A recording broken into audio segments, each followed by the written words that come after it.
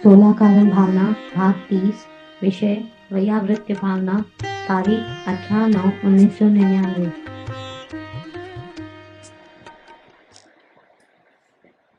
नमो अजंतानम सुखान नमो आयज्ञान नमो विद्याचार नमो लेले सर्वसाम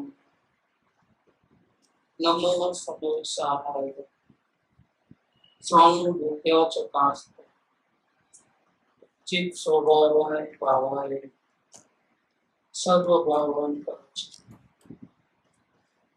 मंगलम भगवान वीर मंगलम गौतमोदम मंगलम कुंद कुंडालु जयं गौतमस्तु मंगल सर्व मंगल मांगल्य सर्व कल्याण कारकम दानम सर्व धर्मान जैनम जयतु शासन ओंकार बिंदु संयुक्त नित्यं ध्यायन्ति योगिनः आमोदं मोक्षदं च ओंकाराय नमः। श्री संबतभद्र आचार्य देवरचित श्री रत्नाकरण सावकाचार उसका छठा भावना अधिकार। इसमें 16 कारण भावना का विषय है। इस पर पंडित सदाशिवदास जी कासलीवाल जी की टीका है। 9वीं भावना जो है वैयावृत्य भावना, वो चल रहा है। कल जो बात चली थी वो ये बात चली थी कि जो समर्थ होकर के भी अपने बल वीर्य को छिपाकर वैयावृत्य नहीं करता है वह धर्म रहित है। पूर्व के कर्मों के उदय वर्ष हमारी स्थिति नहीं हो हेल्प करने की और हम हेल्प नहीं करें, वो अलग बात है। तो फिर वो कैसे भावना करेगा? वैयावृत भावना के मन में भाव करके, क्योंकि प्रसंग आने पर तो भाव तो होंगे ही होंगे। उपयोग बार है तो भाव तो होंगे ही, लेकिन वो तन मन धन से बाहर से सपोर्ट नहीं कर सकता, लेकिन अंदर में भावना होती तो वैयावृत्य भावना है। अगर उस टाइम में भाव भी नहीं करेंगे, वो ऐसा सोचे कि मेरी शक्ति नहीं है, मैं हेल्प नहीं कर सकता हूँ, ऐसा करके वो भाव नहीं करे तो गड़बड़ है। भाव, क्योंकि काम तो भाव से होने वाला है। भाव होंगे फिर समर्थता होगी, पुण्य का मेल बैठेगा तो बाहर से भी क्रिया होगी, और पुण्य का मेल नहीं बैठेगा, ऐसा संयोग नहीं बैठेगा तो भाव करके छोड़ देगा, वैसी घटना नहीं घटेगी। भाव होवे और कुदरत बंदी हो ऐसा नहीं, मतलब बाहर के वातावरण परिस्थिति में भी ऐसा ही हो ऐसा कोई जरूरी नहीं है, लेकिन भाव नहीं होवे वो गुनाह है। तो वैयाव्रत करने की भावना रहती है ज्ञानी पुरुषों को। धर्म का प्रचार प्रसार प्रभावना और धर्मात्मा को जो आपत्ति होती है तब हर प्रकार से सहायता करने का, रोग है तो उनकी कुशल वगैरह शारीरिक स्वास्थ्य के लिए बारे में सोचने का, और दूसरी कोई परेशानी हो तो इस प्रकार से मिटाने का। अपनी भूमिका के अनुसार भाव आए बिना रहता नहीं है।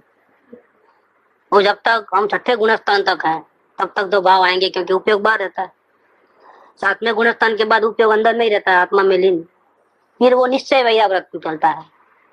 वैयाव्रत तो वहां भी होता है लेकिन निश्चय, और उपयोग बाहर है तब बाहर में व्यवहार की वैयाव्रत्य भावना होनी चाहिए। अगर व्यवहार भी छूट गया, निश्चय में भी नहीं है, उपयोग बाहर है और व्यवहार भी छूट गया, तो इसका मतलब क्या हुआ? वो धर्म से रहित हो गया, मर्यादा में नहीं रहा, तो फिर तीर्थंकरों की आज्ञा भंग की। क्योंकि हम जिस भूमिका में हैं उस भूमिका का अगर हमारा व्यवहार नहीं है हमारे में, तो फिर अंदर की स्थिति इतनी मजबूत नहीं है, वो पक्का हो गया। तो तीर्थंकरों की आज्ञा भंग की, क्योंकि व्यवहार की बात भी किसने की?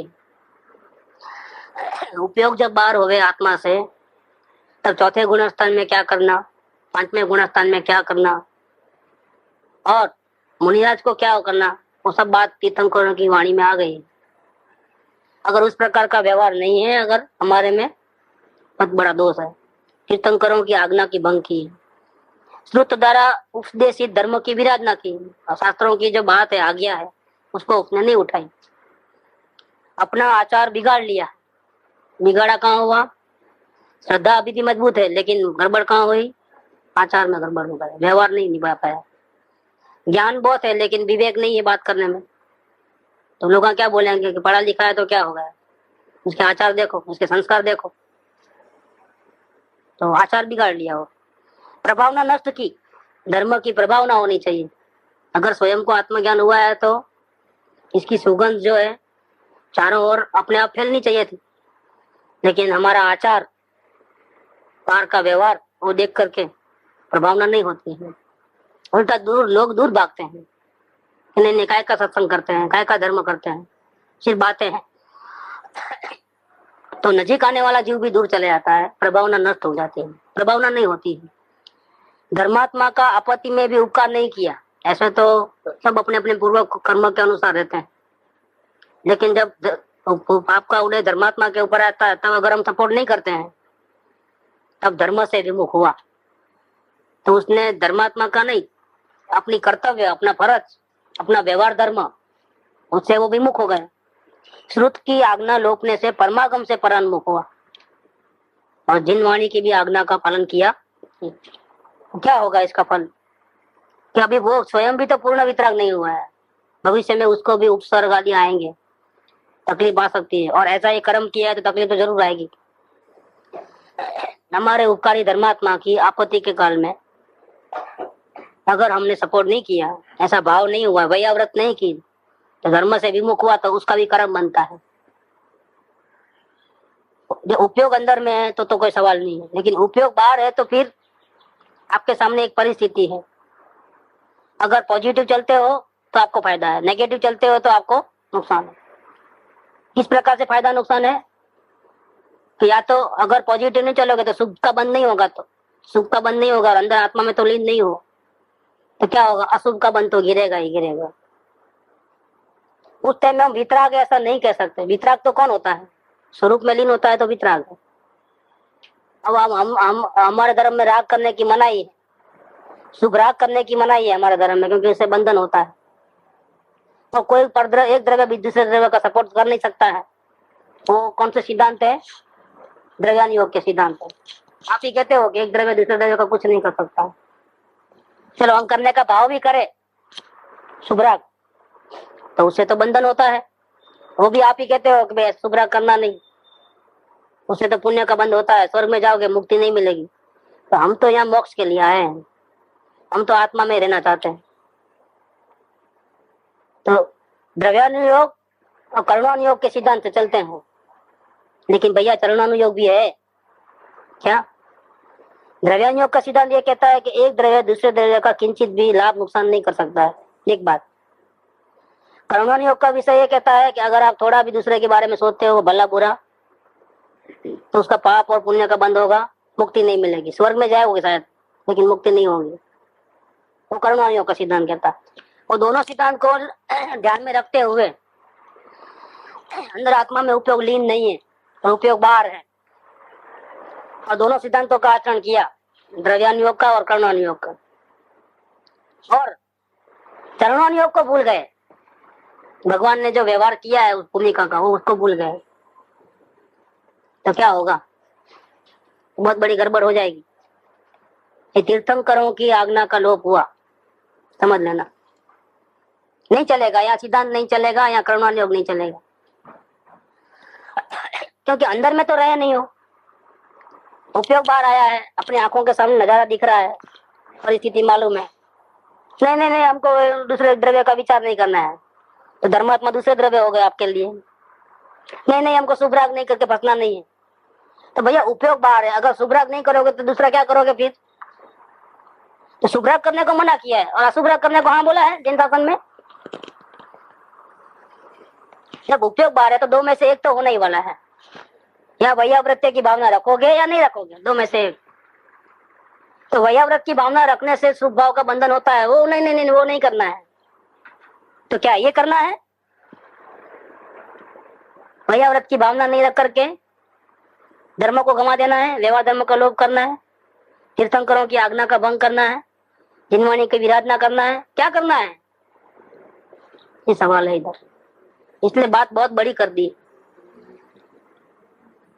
हमारी भूमिका के अनुसार अगर हमको भावना नहीं होगी, कार्य भावना तो कार्य सफल होगी नहीं होगी, वो तो बाह्य संयोग तो हम फेरफार नहीं कर सकते। हमारी भावना हेल्प करने की और नहीं हुए हेल्प, या हेल्प करे लेकिन वो हेल्प उन्होंने पचा नहीं पाया, उनका पुण्य का उदय नहीं है, हेल्प फेल चले गई, ऐसा भी होता है।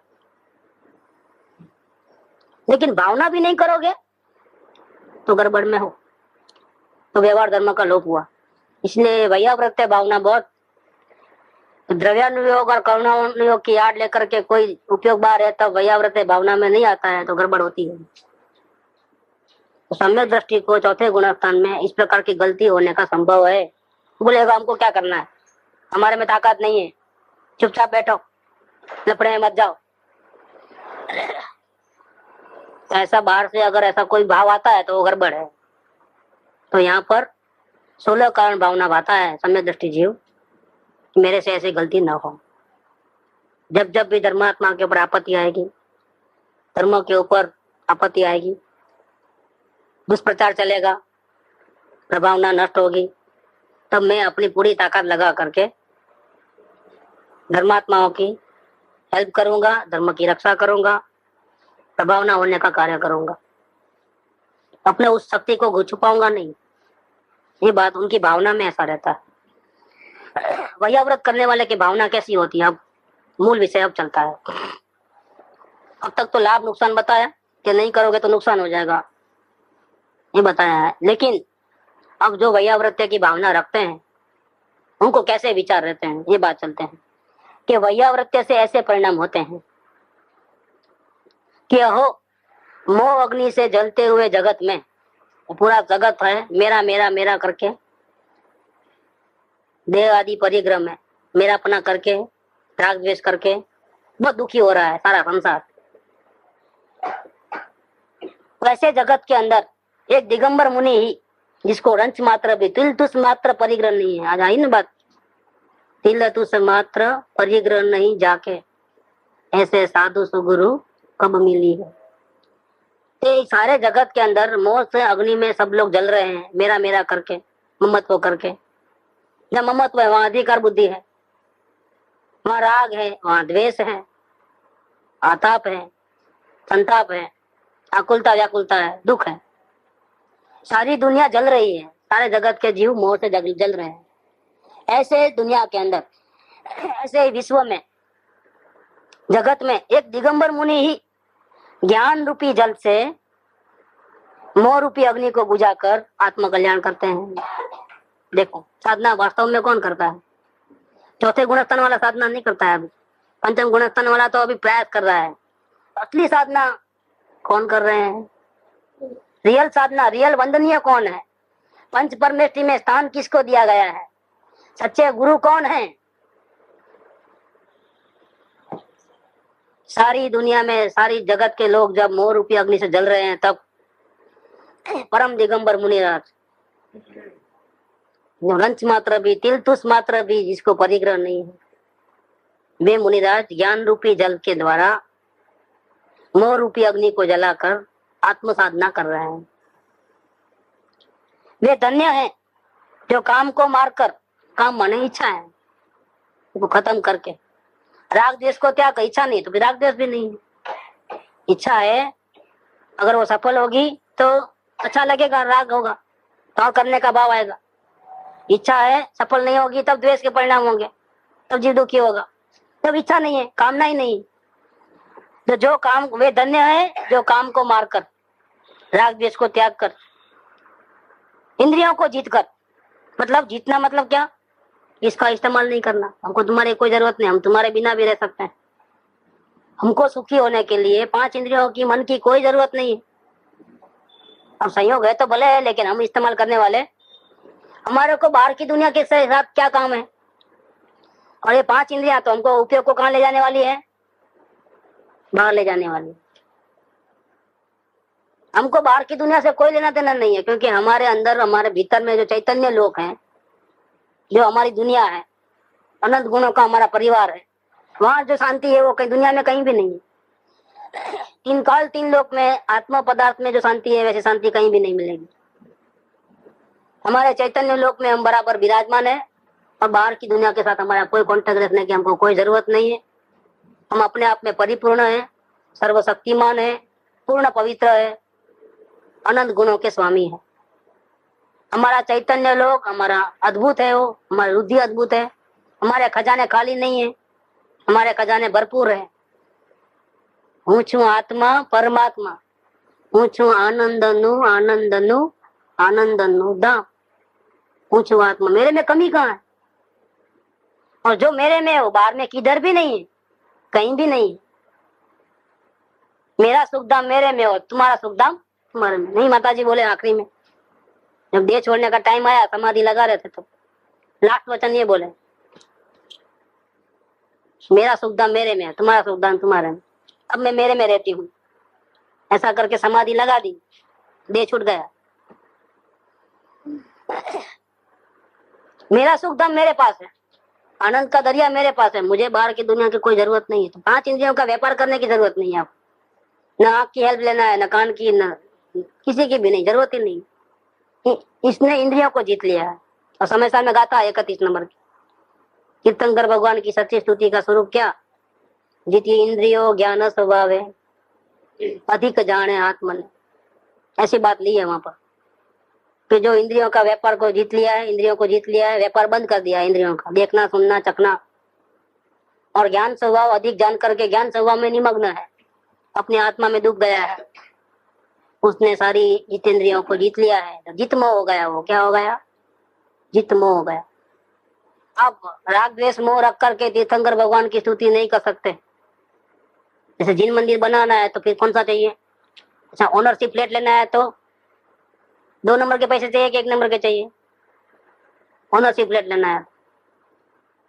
ऐसे जिन मंदिर बनाना है तो 2 नंबर की कमाई नहीं, 1 नंबर की कमाई, जिन मंदिर बनाना है। इसी प्रकार से तीर्थंकर भगवान की स्तुति करना है तो कैसी योग्यता होनी चाहिए कि अगर आप मोही रागी द्वेषी हो, तीर्थंकर भगवान की स्तुति नहीं कर पाओगे।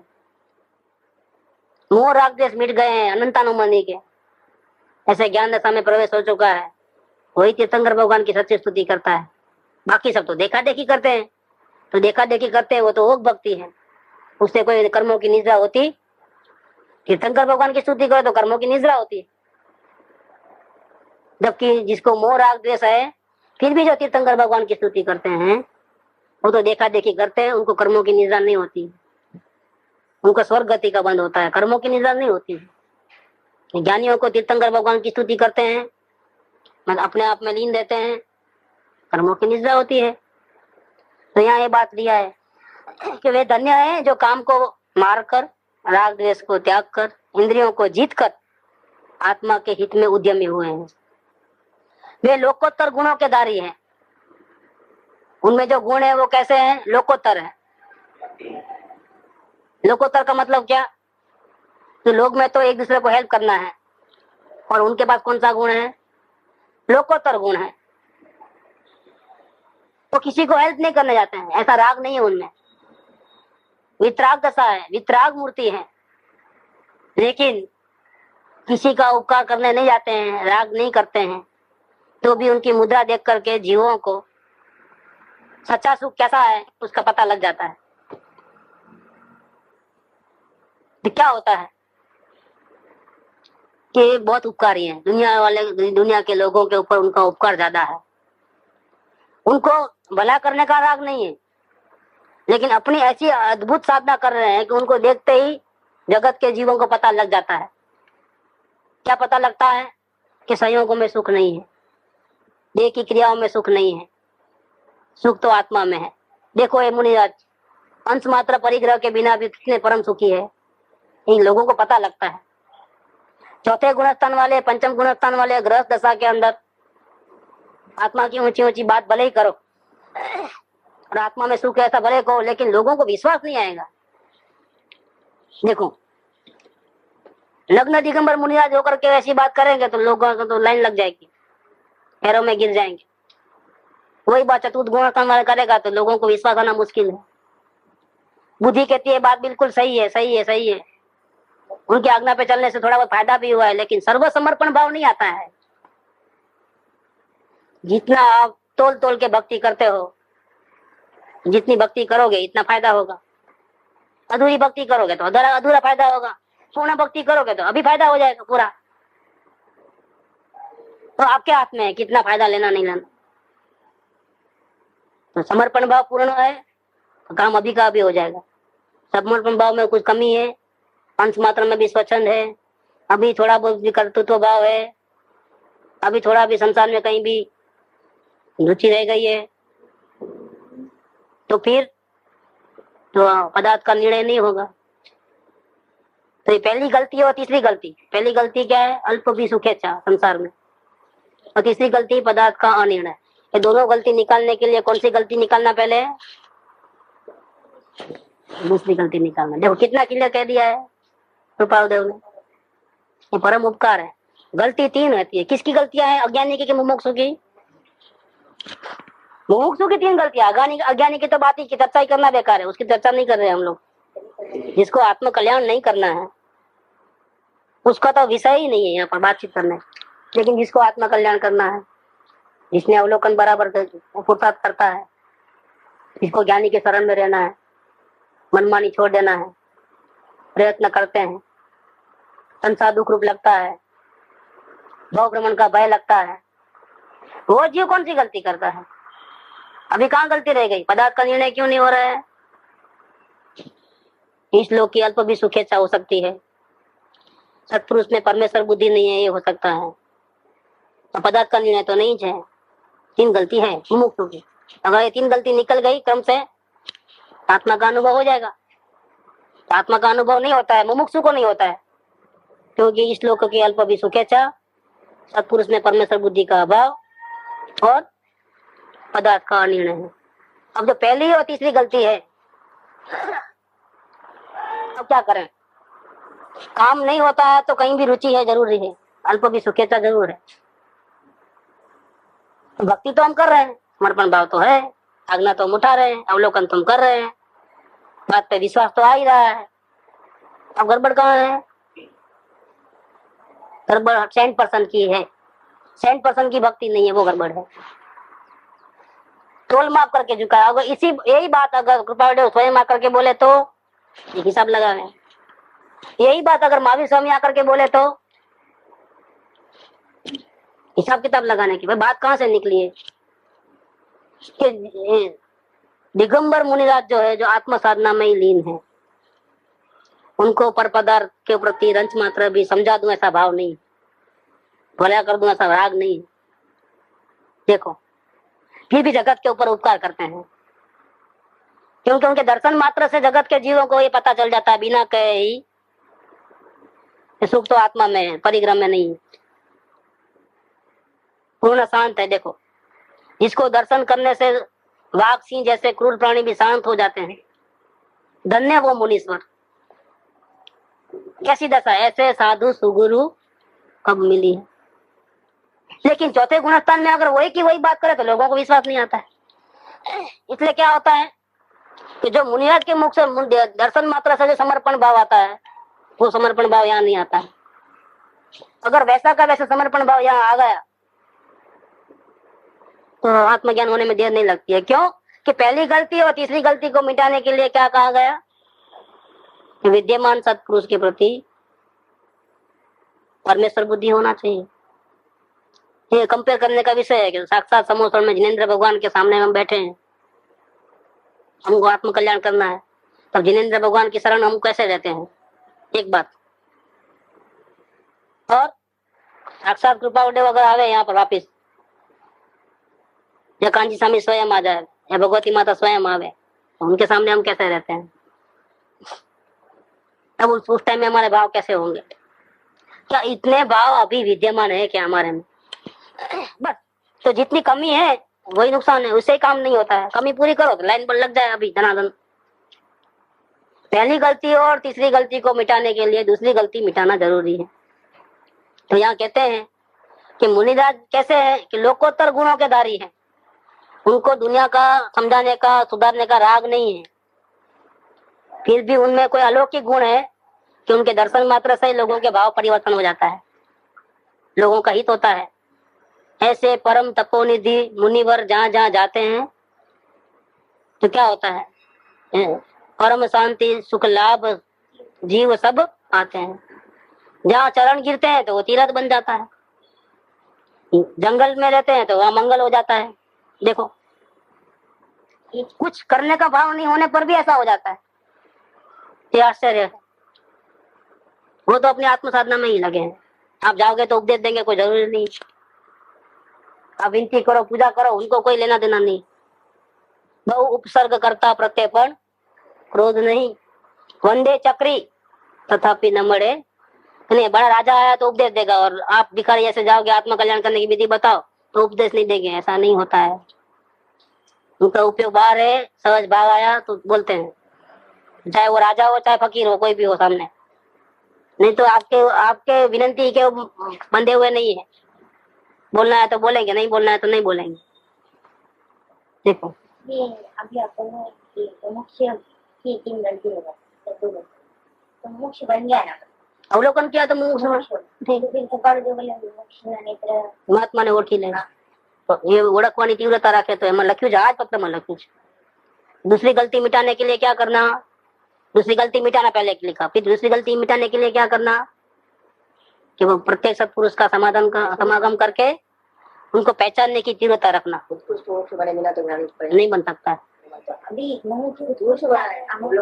कॉन्टेक्ट हुआ है, मुमुक्ष बन गया, लेकिन प्रत्येक गुरु को पहचानने की तीव्रता कहाँ है? अभी तीव्रता नहीं है, इसी वो क्या, वो आत्मा के पीछे पड़ा है, आत्मा को देखने के लिए।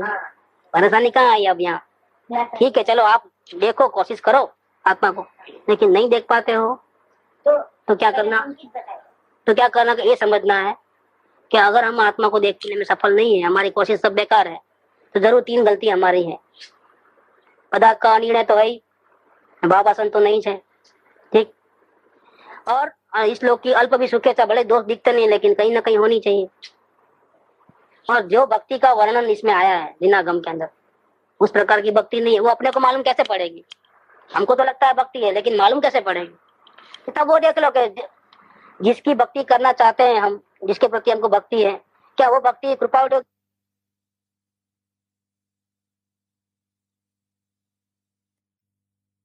भी बैठे हैं और ये भी बैठे हैं, अब क्या होगा? अब परेशानी हो जाएगी, नजर कहाँ जाएगी? क्यों इधर नजर नहीं जाती? क्योंकि कृपा तो अभी है ही नहीं ना। लेकिन एक अपने टेस्टिंग पावर लेने का है, रिवर्स चेकिंग करना है। हर ज्ञानी के ऊपर एक ही दृष्टि रहती है, हर ज्ञानी के ऊपर रहती है, लेकिन प्रत्यक्ष के ऊपर मुमुक्ष वाले आत्मा नहीं होते, यही प्रथम संकेत न था तो बीजू न था, बीजू न था त्रिजू न था। पहचानने की कोशिश करना कि जब भक्ति हमारे को मालूम पड़ गया कि भक्ति में कमी है, तो दोनों रहते हैं तो हमारा ध्यान सुपर के पास जाता है, इधर नहीं आता है। इस पर ये चेकिंग पॉइंट है, इससे अधिक नहीं लगते हैं हमारे। ठीक है, तो मालूम पड़ गया भक्ति में कमी है, तो भी क्या करना चाहिए? समागम बढ़ा करके उनको पहचानने की तीव्रता रखना, पहचानने की तीव्रता रखना। उगाड़ न्याय नेत्र ने नियाड़ रे नियाड़, उनके हर प्रवृत्ति में उनके अंदर अंतःकरण को पहचानने की समझने की कोशिश करो। हम क्या है, बाहर में त्याग ज्यादा है तो वैल्यू ज्यादा हो, ऐसा कर लेते हैं। आचरण अच्छे है तो वैल्यू ज्यादा, आचरण में गड़बड़। लेकिन ये देखो कि बाहर में आचरण इतने गड़बड़ वाले हैं, फिर भी अंदर में क्या चल रहा है? बाहर के आचरण तो पूर्व कर्म के उदय अनुसार होते हैं। तो पवन ज्यादा है तो मुझे उछलेंगे, पवन कम है तो मुझे शांत रहते हैं। लेकिन दरिया तो भैया दरिया है, उसको कोई फर्क पड़ता? तो चाहे बाहर के उदय कैसे भी हो, बाहर के उदय अच्छे हो तो साधना स्पष्ट समझ में आए, साधना टिकी रहे, उसमें कौन सी बड़ी बात है? बाहर के उदय गड़बड़ वाले और साधना टिकी हुई है, इसमें पुरुषार्थ बहुत ज्यादा चलता है। ऊपर से गड़बड़ है लेकिन फिर भी अपने कंट्रोल में है, इसमें मेहनत ज्यादा लगती। कोई परिग्रह नहीं है, कोई टेंशन नहीं है और साधना चले, उसमें क्या? कोई हजारों और से परेशानियां है और साधना चल रही है, तो भक्ति तो उल्टी बढ़ जानी चाहिए थी हमारी। फिर भी हम नहीं, इतनी भक्ति नहीं आती है हमारे को, तो हमारी कमी है। तो पहचानने की परम तीव्रता रखना, तीव्रता रखेंगे लेकिन फिर भी पहचानने में नहीं आता है तो ऐसा हो नहीं सकता। मुमुक्षु के नेत्र महात्मा को पहचानना, जिसको छूटना है। लेकिन प्रॉब्लम क्या होगा, हमको आत्मा चाहिए और हमको सदगुरु नहीं चाहिए। तो भैया सदगुरु नहीं चाहिए, एक दफे तो ऐसा आना पड़ता है। आत्मा तक पहुंचने के लिए जो हम प्रयत्न करें लेकिन नहीं पहुंच रहे, तो फिर कौन सा, किसके पास आना पड़ेगा वापिस? लिंक तो वही देशना लब्धि है, शोकसम लब्धि मिली है, विशुद्धि लब्धि है, आत्मकल्याण की भावना जगी है। फिर डायरेक्ट प्रयोग लब्धि क्यों नहीं? बीच में देशना लब्धि को क्यों लाया बीच में? तो प्रयोग सही करेगा कि नहीं करेगा, बताएगा कौन? सही प्रयोग कैसा है, गलत प्रयोग कौन सा है, कौन बताएगा? बीच में डाल दिया देशना लब्धि, शोकसम लब्धि, विशुद्धि लब्धि, देशना लब्धि, इसके बाद प्रयोग लब्धि है। अगर प्रयोग लब्धि में भी अगर आखिरी तक नहीं पहुंचा तो वापिस कहाँ आना पड़ेगा? वापिस देशना लब्धि वापिस आना पड़ेगा। ये एक आधार है, निश्चय से अपना आत्मा शरणभूत है, व्यवहार से ये गुरु शास्त्र। जब उपयोग अंदर में है तो फिर किसी का शरण लेने की जरूरत नहीं। तो व्यवहार सब मारो, क्या गोली मारो सबको, क्योंकि उपयोग अंदर में अपने आत्मा की आराधना कर रहा है। लेकिन भैया तुम अंदर में मिलता नहीं है, बाहर के बाहर खड़े हो, तो किसके शरण में रहना? कौन तुमको रास्ता दिखाएगा? कौन तुमको मोक्ष मार्ग में टिकाएगा? तो 551 में कह दिया उन्होंने कि मोक्ष मार्ग में 2 जनों की प्रवृत्ति होती है, एक ज्ञानी पुरुष की, दूसरे ज्ञानी पुरुष के आश्रयवान की। आपको आत्मज्ञान नहीं हुआ है और ज्ञानी पुरुष का आश्रय छोड़ देते हो, उसका शरण भाव में नहीं रहते हो, उनकी आज्ञा में नहीं रहते हो, 100% समर्पण भाव नहीं आया है, तो आप मोक्ष मार्ग में नहीं हो, मोक्ष मार्ग के बाहर हो। अवलोकन सफल हुआ है तो उसके ऊपर कड़क चढ़ाना पड़ता है। अवलोकन का मकान बन गया तो फिर पाया भाया हो गया तो क्या करना? मकान बन गया तो कड़क कौन सा? भक्ति का कड़क होता है, बस तो फिर परमानेंसी हो जाती, फिर आगे बढ़ जाते हो। तो कमी यहाँ रहती है तो आत्मज्ञान नहीं होता है, पदार्थ का निर्णय नहीं होता है। तो पहली गलती और तीसरी गलती को मिटाने के लिए दूसरी गलती निकाले। ये मोस्ट प्रैक्टिकल वचन है। 194 में भी ये बात, मार्ग क्यों नहीं मिला? जिसको मार्ग मिल गया है ऐसे ज्ञानी पुरुष के चरणारविंद, उसके प्रति अचल प्रेम और सम्यक प्रतीति आए बिना किसी जीव को आत्मस्वरूप का भान होता ही हुआ नहीं है, वर्तमान में होता नहीं है, भविष्य काल में होने वाला नहीं। इतने उपवास करना, इतनी माला फेरना, इतने जाप जपना, इतने शास्त्र पढ़ लेना, इतनी भक्ति कर लेना, कुछ नहीं। एक ही बात, ज्ञानी बनना है तो ज्ञानी के चरण से, वो उसकी कोई बात नहीं। बुझी चहत जो प्यास तो बुझन की रीत, आवे नहीं गुरु गम बिना, आया की ये बात है कि छंदन को छोड़, पीछे लाग सत्पुरुष के। अपरवाणी है उसमें, कोई जिनागम का सार है पूरा। इसमें नमस का मंत्र में वो छिपा है। नमो सीताराम नहीं, पहले क्या? देखो इसमें रहस्य वही है, यही बात है और कोई बात नहीं। लेकिन ये जो मुनिराज है वो तो लोकोत्तर गुणों के धारी है, समझाने का राग नहीं है, फिर भी उनके दर्शन मात्र से सब समझ में आ जाता है। तो लोकोत्तर गुण है, वितरागी गुण। ये राग समझाने का भाव है, वो राग है, और वहां तो वितराग का समझाने का भाव नहीं, लेकिन लोग समझ जाते हैं, तो ये लोकोत्तर गुण है। तो मुनिराज है वो लोकोत्तर गुणों के धारी है। तो वैयाव्रत करने वाले कैसे परिणाम देते हैं कि मुझे ऐसे गुणवंतों के चरणों की शरण ही प्राप्त हो। वैयाव्रत करने वाले क्या सोचता है? ज्ञानी पुरुष है ना, आत्म साधना किया है, लेकिन अभी राग द्वेष ज्यादा है और नर की स्थिरता तो अल्प मात्र है। यहाँ से शुरुआत की है मुंबई जाने की, गाड़ी में बैठा है और लिंगमपल्ली आया है, तो कितना चला है? 60 किलोमीटर, 30 किलोमीटर समझो। अभी कितना बाकी है? 700 के ऊपर बाकी है अभी। तो चलना तो थोड़ा हुआ है और बाकी कितना है? ज्यादा है। बस ऐसी दशा चौथे गुणस्थान वालों की है। निकल तो पड़ा है मंजिल, लेकिन रास्ता तो बहुत कम कटा है और बाकी तो बहुत है। लेकिन मुनिराज की बात उल्टी है।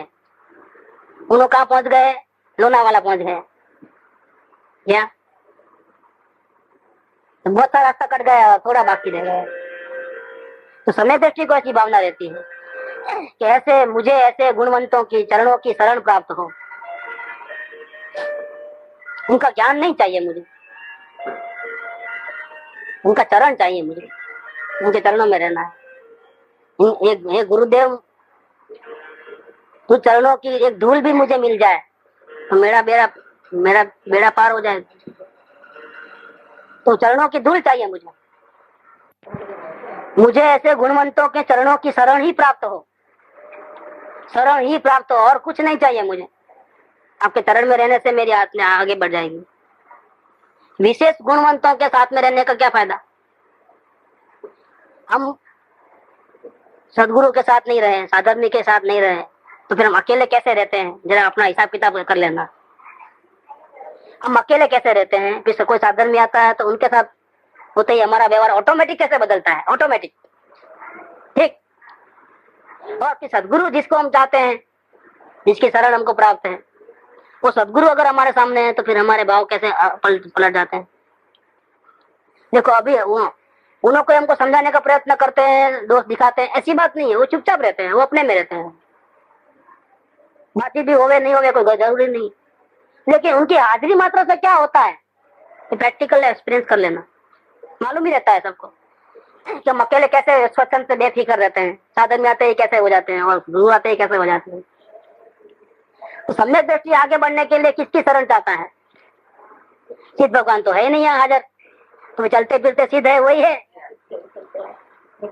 चलते फिरते सिद्ध ही मिलेंगे उनको, और कौन मिलेगा? तो वो चाहते हैं इनकी शरण प्राप्त हो। तीर्थंकर भगवान को तो वो तो आज यहाँ है, कल वहाँ है, समोसन तो बदलते रहता है, वहां से वहां, वहां से वहां। लेकिन मुनिराज तो मिल सकते हैं जंगलों में, पहाड़ों में ध्यान करने वाले। समय दृष्टि ये चाहता है कि मुझे आगे बढ़ना है। भले आप उपदेश नहीं देते हो, आपको राग नहीं है, आप तो अपने आत्मा की साधना करते हैं, लेकिन आपके सानिध्य में रहने से ही मेरे परिणाम अपने आप दन दन दन दन, राग अपने आप चले आता है। वैराग्य धनाधन बढ़ते रहता है। कौन सा चमत्कार चल रहा है समझ में नहीं आता। वितराग को देखने से राग भाग जाता है, देखने मात्र से। अगर उनके चरण पकड़ लोगे तो क्या हो जाएगा? क्या ये बात रहस्य है इसके पीछे। तो वैयाव्रत भावना में ये आता है, जो वैयाव्रत करने वाले को क्यों वैयाव्रत करता है? उसको खुद को क्या फायदा राग करने का? अरे भैया, ऐसे धर्मात्मा जिंदा रहेंगे तो उनको देखने से ही हमारा राग भाग जाएगा। बिना मेहनत, इतना मेहनत नहीं करनी पड़ेगी हमारे, इसीलिए वैयाव्रत करते हैं। इसमें स्वार्थ अपना रहता है, दूसरों का भला, मुनिराज का भला हो, साधन का भला हो, इसमें स्वार्थ किसका रहता है? स्वयं का। के ऐसे धर्मात्मा सदा जीवंत रहे, हमारी उम्र भी उनको लग जाए, उनके रोग हमको आ जाए। क्यों? क्या कारण है? वितरागता की मूर्ति है, जीवन, चलते फिरते सिद्ध है। तो ये बात चल रही है कि मुझे ऐसे गुणवंतों के चरणों की शरण ही प्राप्त हो, दूसरा कुछ नहीं चाहिए मुझे। अगर ये मिलते हैं तो किसी की जरूरत नहीं है, तो नहीं है तो फिर चला लेते हैं। बाकी अगर है तो फिर उनके पास दूसरा मगजमारी। गुरुदेव तो कई बार बोलते थे ऐसे मुनिराज मिल जाए तो फिर हम वापिस नहीं आएंगे, इनके पीछे पीछे चल देंगे। क्योंकि अभी हमारे में जो आसक्ति है वो स्टेज में आने की, वो आसक्ति दूर कैसे होगी? ये समझाने का भाव, ये आगम का चिंतन इतना सारा, इसमें रुकना पड़ता है, अंदर में इतनी स्थिरता नहीं है। तो ये समझाने का भाव भी जाएगा कब? कि हमको ऐसी का शरण मिल जाए जीवंत मूर्ति की, तो उनको देख देख के हम भी वो राग छोड़ देंगे, पंचायत छोड़ देंगे। हम फिर अपने उपयोग तो लगता है, बाहर अंदर नहीं लगता है, तो बाहर लगता है, समझाने में लगता है। और वो समझाने वाला उपयोग जो है वो अंदर में कैसे बढ़ाएगा? ऐसी मूर्ति देखेगा तो हो जाएगा गड़बड़, तो गड़बड़ निकल जाएगी, वो समझाने वाला राग भी निकल जाएगा। गुरुदेव तो कई बार बोलते थे तो अगर मेरे को ऐसा मिल जाए ना, उनके चरणों में रहने का है, मेरे को किधर नहीं कुछ करने का है, इसके पीछे चल पड़ेंगे हम भी। तो पावर स्त्रोत्र है वो, उसको देखने मात्र से करंट लगते हैं, देखने मात्र से। तो हमारे में कमी हो अपने आप दूर हो जाती, ताकत आ जाती है, एक सपोर्ट मिल जाता है हमारे। तो चाहते हैं कि मुझे ऐसे गुणवंतों के चरणों की शरण ही प्राप्त हो। इस प्रकार के गुणों में परिणाम वैयाव्रत से ही होते हैं। इस प्रकार के गुणों में परिणाम वैयाव्रत से ही होते हैं। नजीक जाओगे ना, वैयाव्रत करने जाओगे तो नजीक जाओगे, ऐसे तो आप कहाँ नजीक जाओगे? ऐसे तो आप अपने घर में, लेकिन सदगुरु बीमार है हॉस्पिटल में है तो क्या होगा? दिन में 4 बार जाना होता है, देखने के बाद, सेवा चाकरी करने के बाद 4 बार दर्शन मिलते हैं। फिर दिन भर याद भी किसकी आती है, क्या होगा, कब ठीक हो जाएंगे, ऐसा करके वो परिणाम भी वैसे चलते हैं। सत्संग रुक गया है तो कब सत्संग कब कैसे चालू हो जाएगा, वो भी भाव आते हैं। देखो,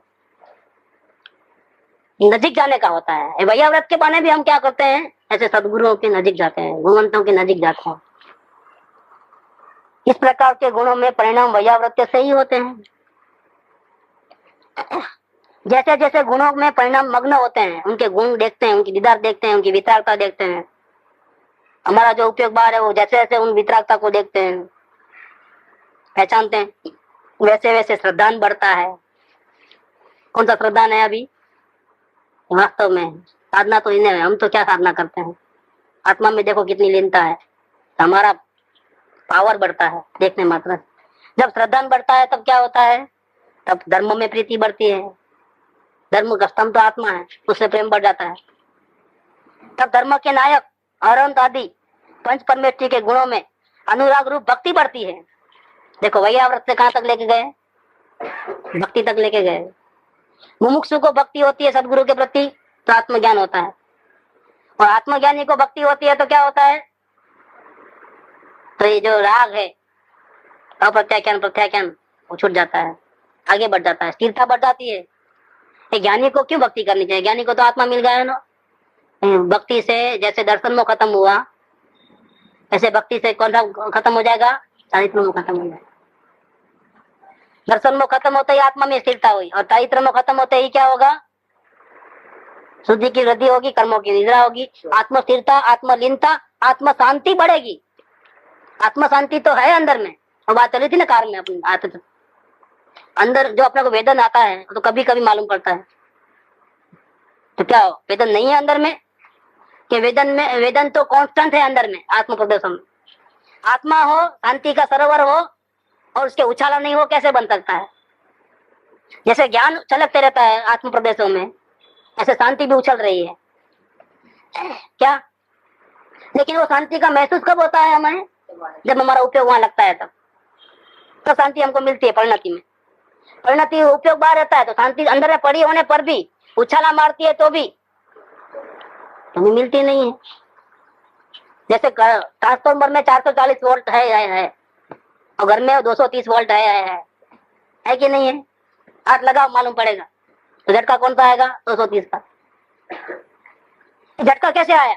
हम हाथ लगाने के बाद आया वो करंट, कि करंट पहले से ही था? ये बात। जहाँ आत्म प्रदेश है वहाँ ज्ञान भी अनंत है और वहाँ शांति भी अनंत पड़ी ही है। कब मिलेगी? कि वेदन हमको कभी कभी आता है जब उपयोग अंदर में आता है तब नहीं। वेदन तो पहले से ही है। आप खो गए थे बाहर, आप जब इधर आए चालू हो गए, अब वापिस चले गए तो फिर कंटेक्ट छूट गया। कैसे झटके अंदर है मालूम है? 230 के नहीं है, वो तो आप में ताकत नहीं है ज्यादा। क्या आप में ताकत कम है? घर में कितना 230 की सप्लाई है तो 230 का झटका लगेगा। लेकिन जहां से वो आता है वो कितना होगा वहां झटका? वहां फोर्स कितना होगा? तो जो सम्य दृष्टि को झटका आता है कभी कभी वो 230 का होता है, और श्रावक को 440 का होता है, और मुनिराज को कैसा होता है? उसका हिसाब किताब मत गिनना, हमारे कल्पना के बाहर है वो चीज। और आर्यन भगवान की तो बात ही छोड़ दो आप, पूर्ण है और हाउस पूरा का पूरा। अंदर शांति पड़ी है अंदर में। सर्वज्ञ जे तू ज्ञान मा कही सक्या नहीं थे, पर ऐसा ऐसा शांति का सागर है अंदर में। ये हमारी परिणति की अयोग्यता है कि हम उपयोग नहीं लगाते हैं तो हमको नहीं मिलता है। देखो उपयोग लगाते ही वेदन आता है कि नहीं आता है? जितना लगाओगे उतना आएगा, जितना लगाओगे। आप 3 फेस लगाओगे तो 3 फेस का करंट आएगा।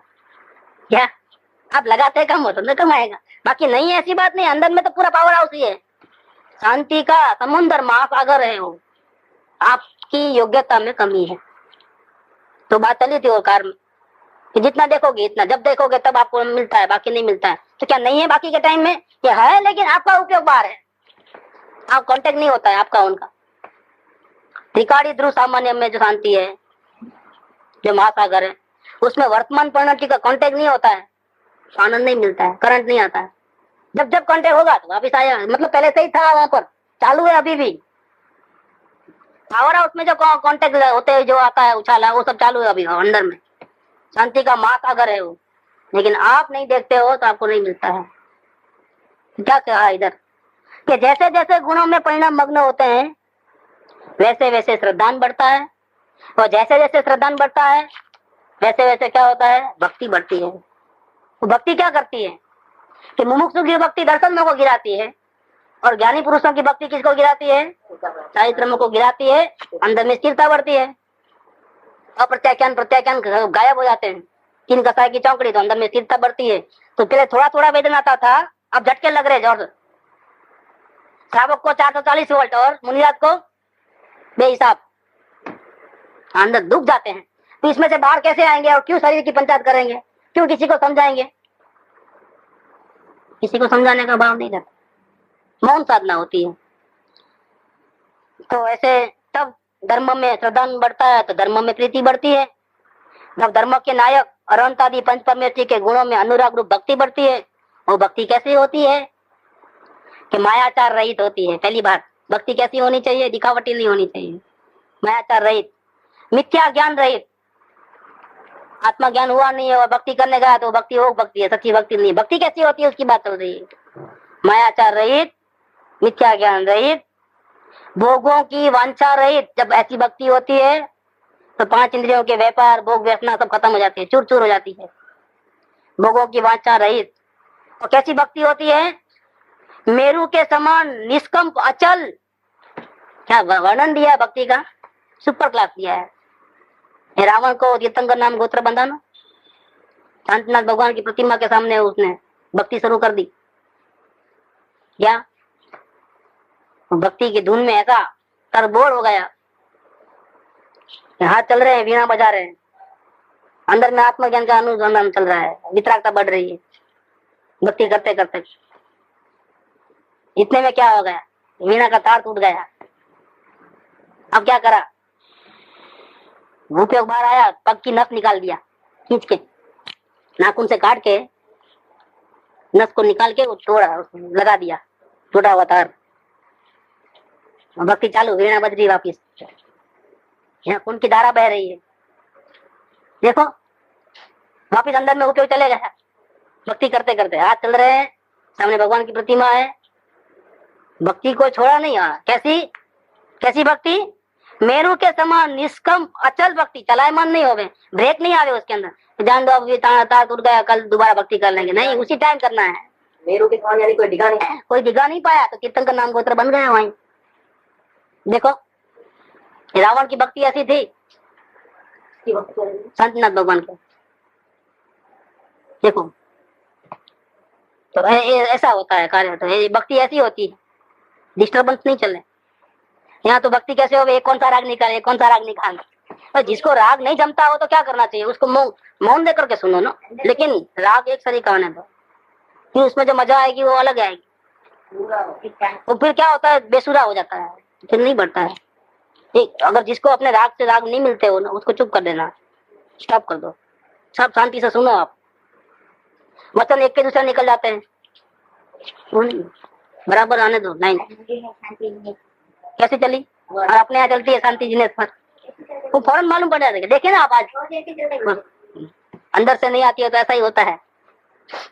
तो मेरू के समान निष्कंप अचल, ऐसी जिन भक्ति जिसको होती है उसे संसार के परिभ्रमण का भय नहीं होता है।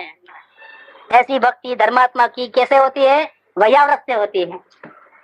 ये वैयाव्रत कहाँ से कहाँ लेके गए, देखो मेरे को तो इतना चलता नहीं था वैयाव्रत ऐसा चलेगा, लेकिन अभी भी अधूरा रह गया है, आज भी अभी पूरा नहीं हुआ वैयाव्रत। एक एक निकलता है, कोई अलौकिक है वैयाव्रत। तो वैयाव्रत में क्या है, तो सुब्रा की बात होगी, चलो आगे नहीं है, इसमें बहुत कुछ भरा पड़ा है अभी इसके अंदर। वैयाव्रत में भी अंदर के रहस्य बहुत है अंदर। क्या हम दूसरे पर्दे की सेवा क्यों करें भैया, इसमें तुम्हारा कल्याण है, तुम्हारा कल्याण करने के लिए तुमको करना है, दूसरों की सेवा करने के लिए तुमको नहीं करना है कुछ। और कैसे कल्याण होता है पूरा रहस्य निकला यहाँ, तो वे तो कर आता है इनका, उनके ऊपर इनका ये फोटो बना करके लगा देना, सदा सुदा काटली वाली जी का, इधर है फोटो दिया है ये वाला,